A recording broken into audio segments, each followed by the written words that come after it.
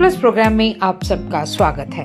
आज हम आपको लेकर चल रहे हैं Tekchand Sidana memorial psychiatric hospital and de addiction centre 1B4 सुखारिया नगर, श्री गंगानगर, अपने इलाके का एक जाना माना हॉस्पिटल जहां पर सरदर्द, माइग्रेन, एपिलेप्सी, तनाव, मानसिक रोग, नशा मुक्ति, सेक्स संबंधी समस्याएं व काउंसलिंग की जाती है।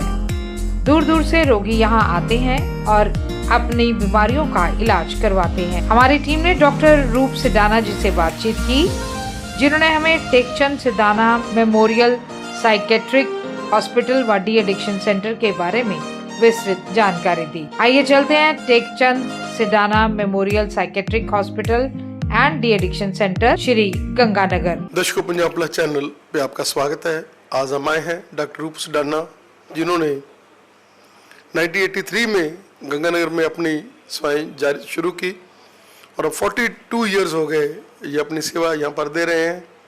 और इनके साथ एक बहुत ही यंग एनर्जेटिक हमारी बच्ची जो मॉडर्न टेक्निक के साथ सेवा में आए हैं, अब वो भी यहाँ पर सेवाएं दे रहे हैं।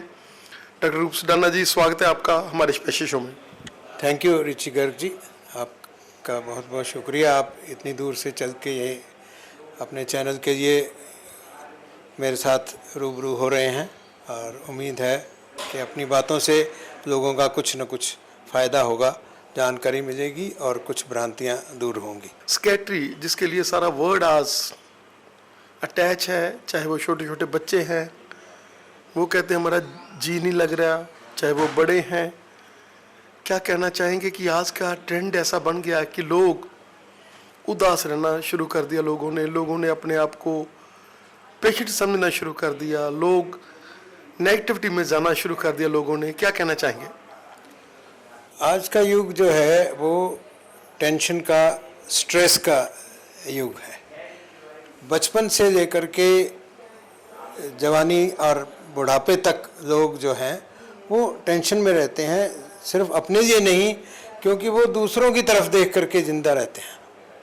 हर आदमी ये कहता है कि उसकी कमीज़ मेरी कमीज़ से सफ़ेद क्यों है, उसके बच्चे के इतने मार्क्स आ गए, मेरे कम क्यों आए हैं, उसको ऐसी जॉब मिल गई है, मेरे बच्चे को ऐसी जॉब नहीं मिली है। वो जबकि वो खुद अगर हाई लेवल पे हैं फिर भी वो कंपैरिजन करते हैं दूसरों से। और इस भागदौड़ के, भागम भाग के ज़माने में लोग अपने आप को भूल गए हैं, अपने परिवार को भूल गए हैं, अपनी कल्चर को भूल गए हैं। और इसी वजह से स्ट्रेस, तनाव, डिप्रेशन बढ़ता जा रहा है। और इस तनाव को झेलते झेलते लोग नशे की तरफ बढ़ते हैं। एक बार उनको कुछ फ़ायदा मिलता है, कुछ स्ट्रेस कम होती है, फिर वो एक आदत बन जाती है और फिर वो एक शराब बन जाता है और सब कुछ नाश हो जाता है।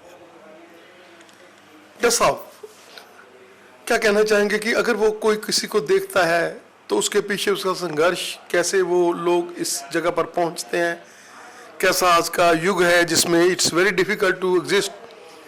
क्या कहना चाहेंगे कि लोगों को अपनी ओर से ही थोड़ा सा चेंज होना पड़ेगा, थोड़ी सी अपनी मेंटालिटी में पॉजिटिविटी लानी पड़ेगी। आप दूसरों को नहीं देखें।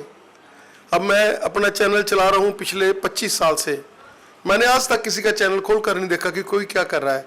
मेरे से इतने बच्चे सीख गए हैं, इतने लोग मेरे साथ अटैच रहे हैं, लेकिन कमर्शियली मैंने कभी नहीं देखा कि क्या कोई करता है। लेकिन मैं अपनी ज़िंदगी में अपने हिसाब से काम कर रहा हूँ। तो अगर वो लोग ऐसे किसी को फॉलो कर रहे हैं, उसको देख रहे हैं क्या करना है, कैसे है, क्या कहना चाहेंगे कि आपको ये बदलना होगा, आपको अपनी एफर्ट्स करनी होगी, ना कि लोगों को अपने उनका देखना कि वो क्या करें? ये बहुत ही अच्छी बात है कि भी जब हम अपने आप में संतुष्ट होंगे और जो कंपटीशन करना है वो अपने आप से करें कि मैं पिछले साल इतना अच्छा कर रहा था, अब मेरे को उससे ज़्यादा अच्छा करना है। अपने आप से कंपैरिजन करें। मेरे 10th में 80% मार्क्स आए थे, मैं 12th में 85% लेके आऊँगा। ये नहीं है कि मैं उससे ज़्यादा लेके आऊँगा। अपना टारगेट बनाओ, उसको अचीव करो, उससे संतुष्टि पाओ, फिर आगे बढ़ो। सिर्फ लालच में, कंपैरिजन में अपने आप को नुकसान पहुंचाना, टेंशन में रखना, वो बहुत गलत है। वो कहते हैं कि जेलसी जो है वो बहुत खराब करती है, आदमी को जला देती है।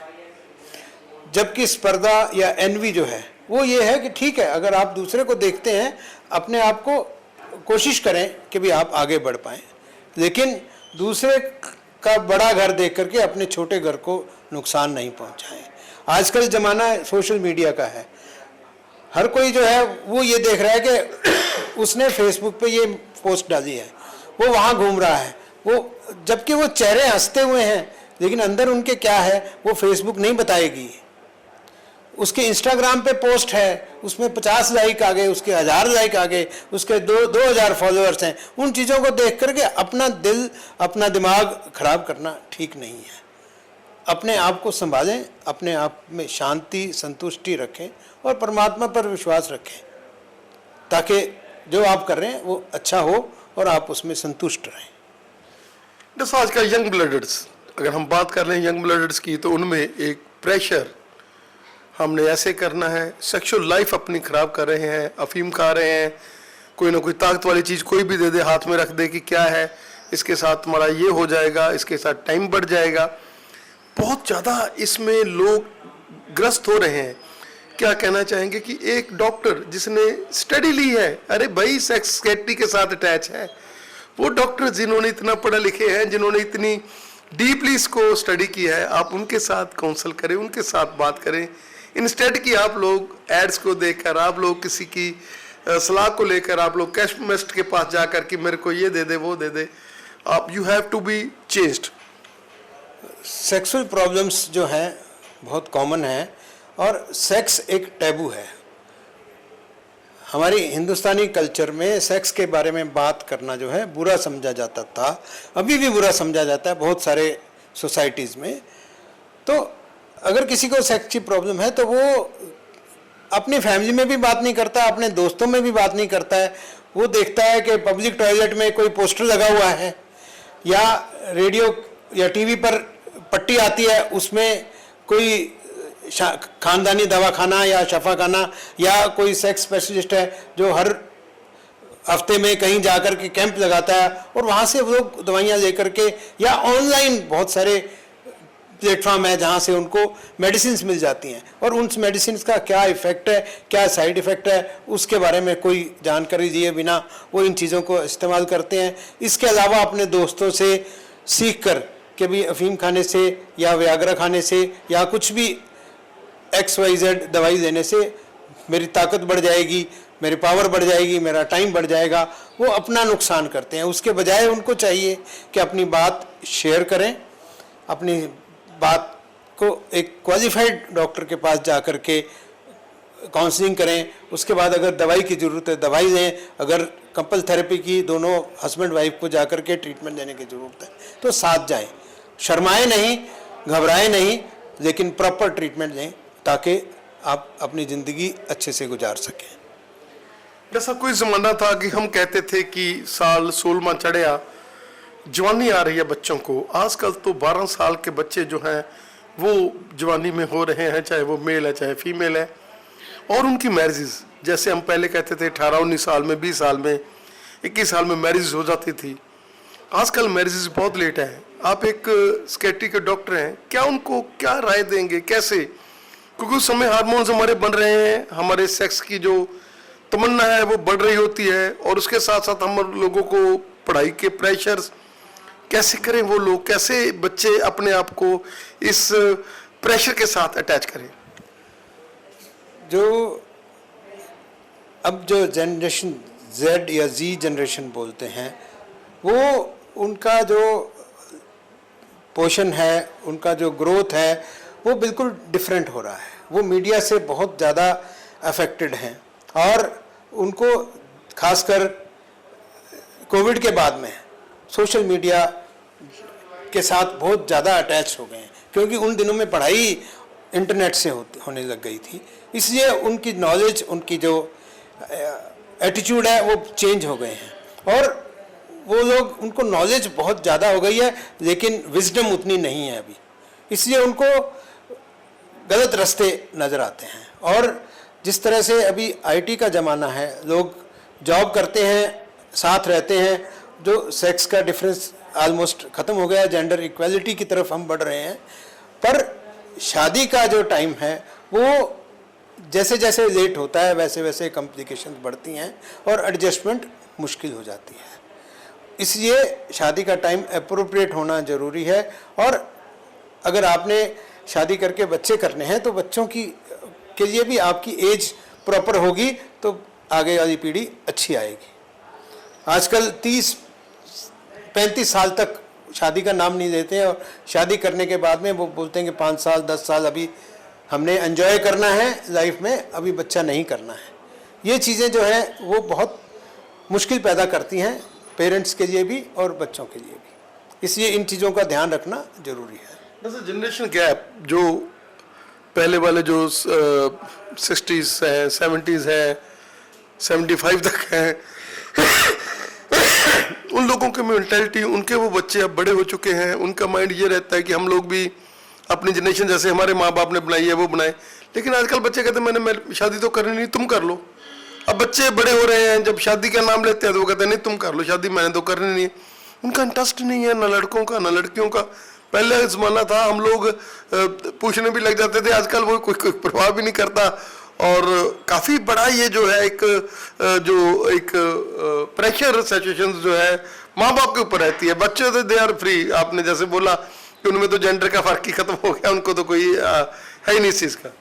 तो जनरेशन गैप जो है उससे कॉम्प्लिकेशंस आती हैं, बिल्कुल पहले भी था जनरेशन गैप, लेकिन अब जो जनरेशन गैप जो है पिछले 10-15 साल में टेक्नोलॉजी इतनी बढ़ गई है, बच्चे इतने एडवांस हो गए हैं कि जो पीछे वाली जनरेशन है, बड़ी जनरेशन है, उनको बहुत चीज़ें समझ में नहीं आती हैं। हर जो आदमी है हमारी एज का, वो बाज़ार से चीज़ ला करके खुश है, वो 1 मिनट में क्लिक करते हैं और घर में सामान आ जाता है। तो इस तरह से जो ज़माना चेंज हो गया है, तो इस जनरेशन गैप को लड़ाई से नहीं भरना है, ब्रिज करना है। We have to bridge the gap, कि एक पुल बनाना है जिससे दोनों, हमारी जनरेशन जो बड़ी जनरेशन है वो कुछ सीखे उनसे, और उनको अपने संस्कार, अपनी कल्चर, अपने जो आते हैं वो बताएं, ताकि दोनों का गैप कम हो। It's a bridge which needs to be made, और उस ब्रिज को बनाने में जनरेशन जी और जनरेशन जो हमारे वाली है, दोनों मिलके आगे चलना पड़ेगा। You are in situation, you have long datas. बहुत बढ़िया लगा हमें। हम 86 में इधर आए थे, पंजाब प्लस अपना राजस्थान कंप्यूटर सेंटर हमने खोला था, तब भी आपने हमें काफ़ी, वो मेरे को तो आज याद है कि पेशेंट इन वेकेट फील्ड किस स्टेज में है, पेशेंट कैसे है, हम लोग आपको वो बना कर देते थे, और आपने हमारी तब भी हेल्प की बहुत ज़्यादा। और आप एक रिनोन डॉक्टर थे। आप गंगानगर में आकर आपने, क्योंकि ये डिवीज़न बिल्कुल स्कैटी से उस समय पर बिल्कुल अनभिज थी, आपने यहाँ आकर स्कैटी की इतनी बड़ी जो चेन है यहाँ पर बनाई, मेहनत की, और आज आपने हमें समय दिया। आपका हमें समय देने के लिए सर बहुत बहुत धन्यवाद। Thank you. मैं खुश हूँ कि आपने इतने सालों में तरक्की की है, इतने लोगों तक आपने अपना संदेश पहुँचाया है, और जुड़े हुए हैं आपके साथ पूरा पंजाब और राजस्थान और हरियाणा के लोग। तो मैं चाहता हूँ कि आपका ये चैनल तरक्की करे और लोगों को अच्छी अच्छी जानकारी दे, अच्छे अच्छे लोगों के विचार जानने को मिले। धन्यवाद।